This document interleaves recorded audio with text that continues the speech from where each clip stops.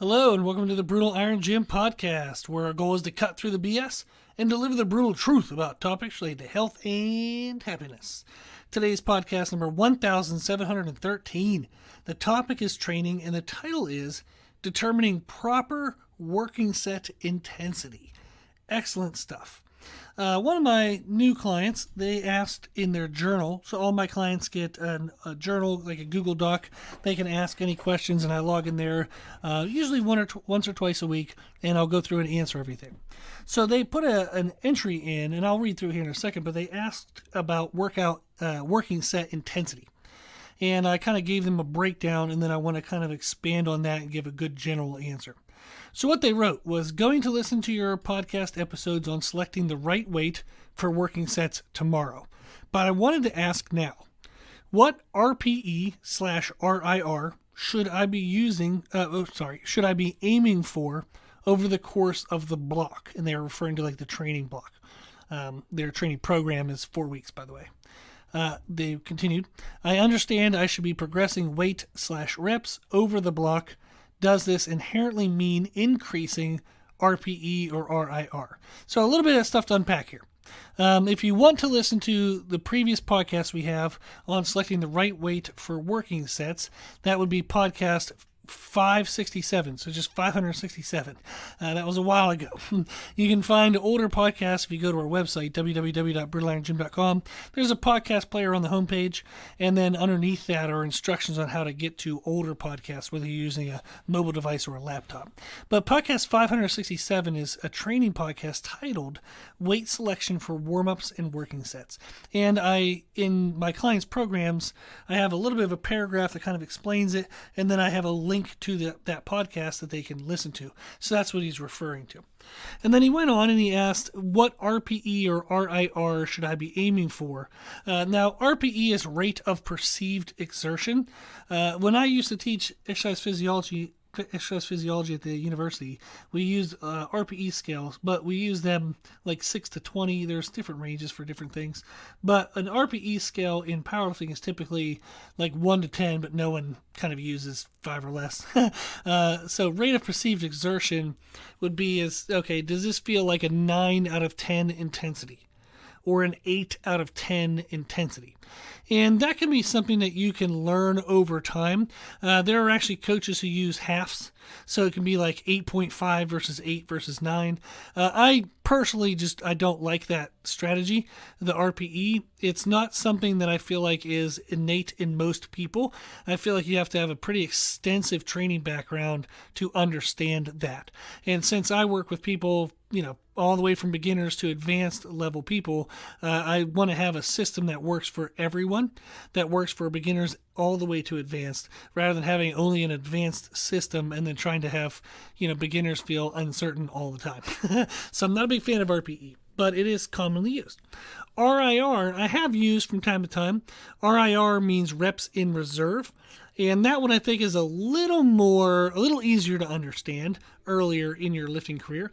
And what that means is, if I want to do a set of 5 with 1 RIR, that means I want to do a set of 5 with 1 rep in reserve, meaning I know I could have gotten a 6th, maybe a 7th, I don't know about that 7th.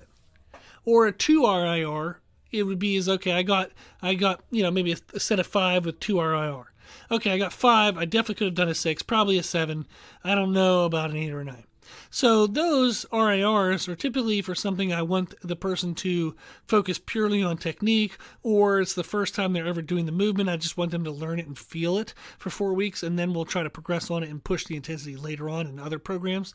But it's typically a learning movement, or maybe it has really intense lower back involvement, and I just want them to get, like say you're doing a good morning, and I want them to get a really good hamstring stretch and really work the upper connections of the hamstrings. Like a Harop curl is a really good exercise for that as well on a GHD.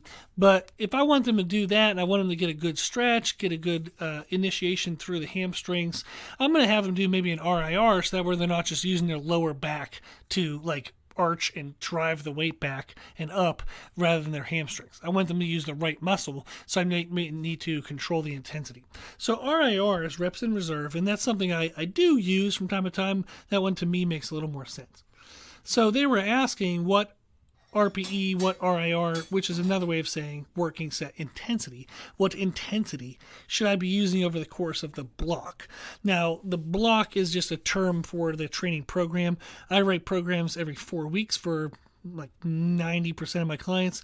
Some clients will write programs shorter if they're a very high responder and we're getting closer to a competition of some kind, whether it's an aesthetic or a strength competition. I might write their programs every week or every 2 weeks.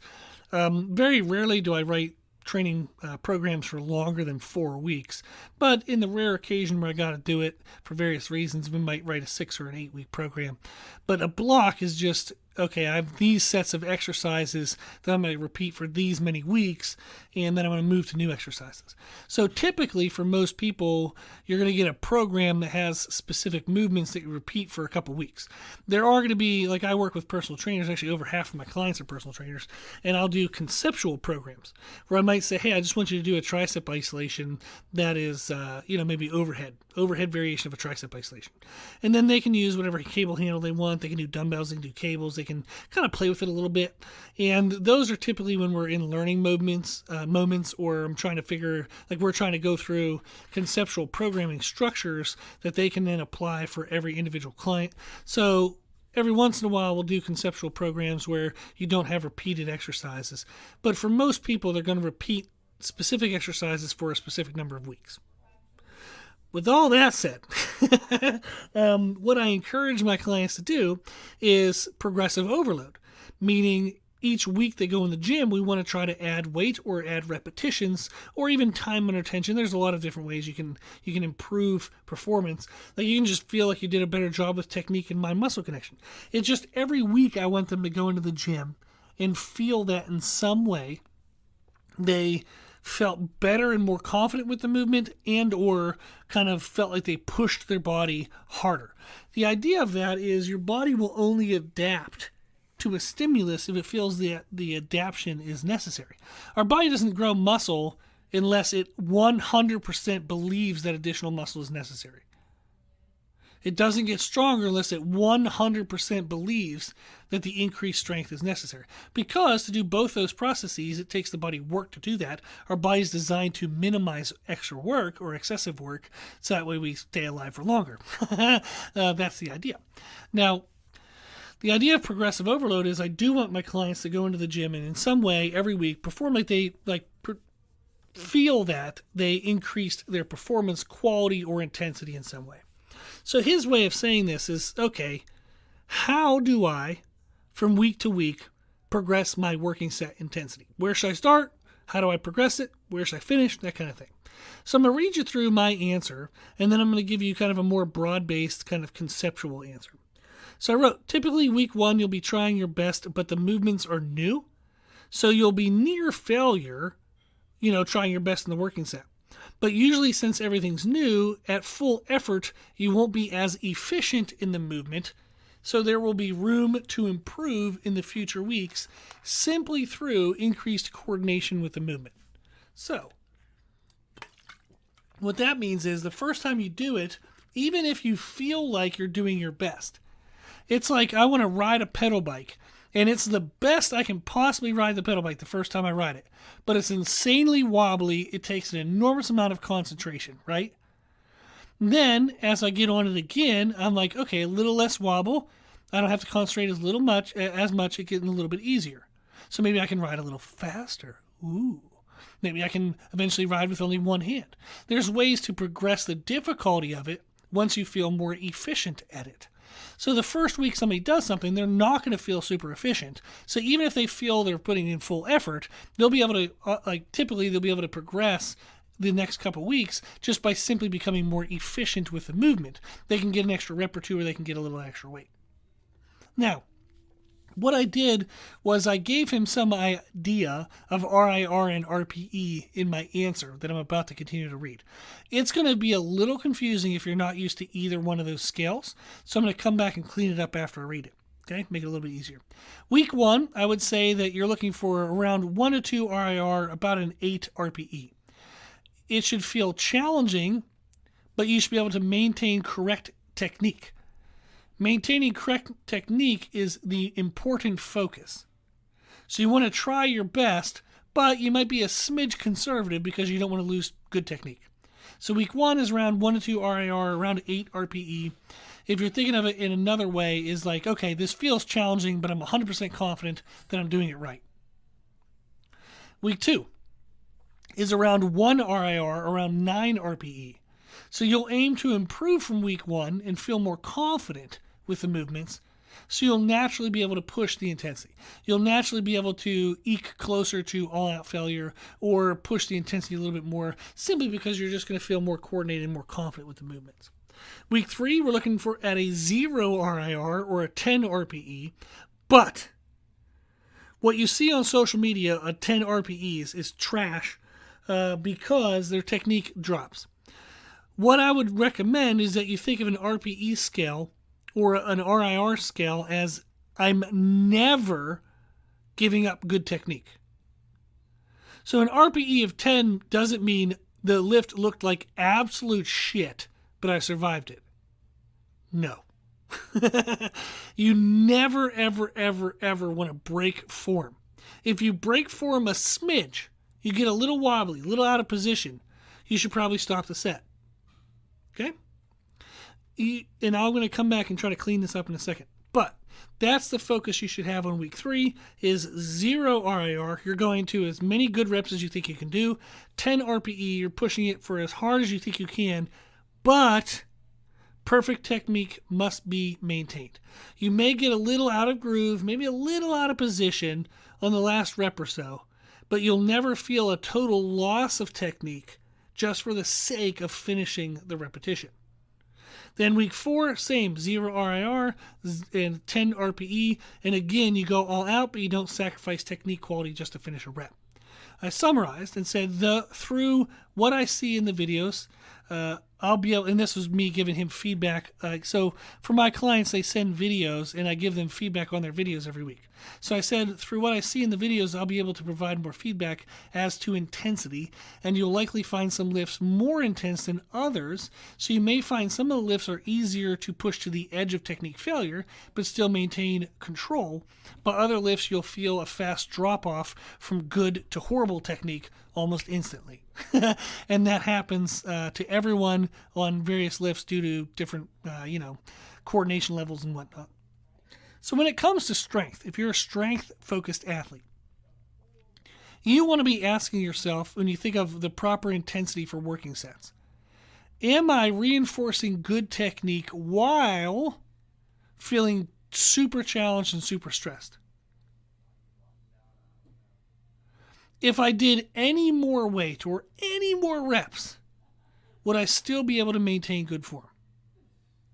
These are questions you want to ask yourself.